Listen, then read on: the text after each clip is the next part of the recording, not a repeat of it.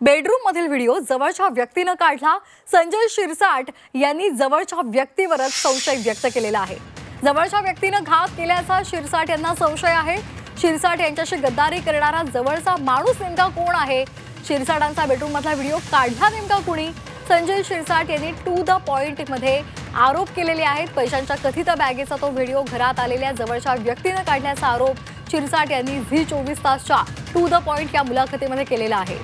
थेट बेडरूम मध्ये आलेल्या व्यक्तीनेच घात केल्याचा संशय त्यांनी व्यक्त केलाय आणि त्यामुळे पुढच्या काळामध्ये घराच्या बेडरूम पर्यंत कार्यकर्त्यांना प्रवेश द्यायचा की नाही या संदर्भात विचार करावा लागेल असंही शिरसाट म्हणालेले आहेत। शिरसाटांशी गद्दारी करणारा तो जवळचा माणूस नेमका कोण आहे असा प्रश्न या निमित्तानं उपस्थित झालाय।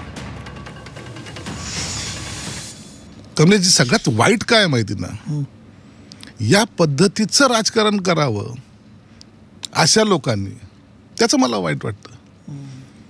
म्हणजे आता घरात बसणं याचे सुद्धा जर व्हिडिओ यायला लागले तर काय बोलावं या राजकारणाला? ही पातळी कशाला गाठता तुम्ही? माझं ऑब्जेक्शन त्या व्हिडिओ तर तुम्ही पाहिल्यानंतर तुमच्या लक्षात येईल, तुम्ही म्हणाल की खरं का खोटं हे तुम्ही ठरवा, मी त्याच्यात काही बोलणार नाही। पण ह्या पातळीचं राजकारण करायचं, मग आता भीती ही एक वाटायला लागली की घरात सुद्धा आपण एखाद्याला, आपला कार्यकर्ते शेकडो कार्यकर्ते असतात, कधी कोणी येतं।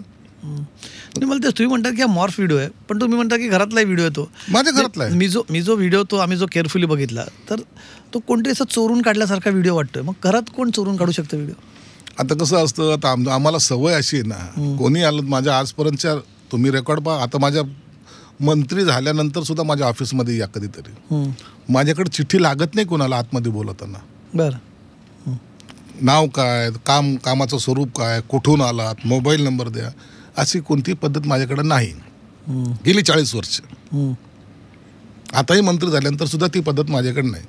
मग कोणी येतं, भेटतं।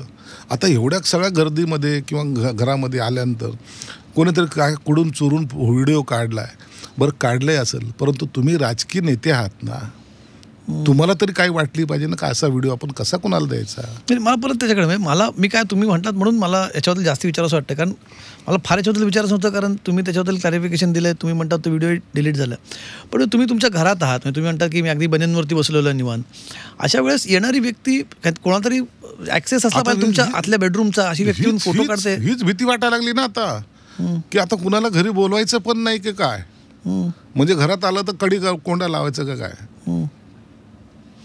बरोबर, कोणी जवळची व्यक्ती असेल तुम्हाला वाटतं की ज्याने एवढ्या आत जवळची जाऊ शकते ना? असू शकते ना कोणी। आता राजकारणामध्ये कोण कुणाचा दुश्मन आणि कोण कुणाचा दोस्त होईल हे काय सांगता येतं का?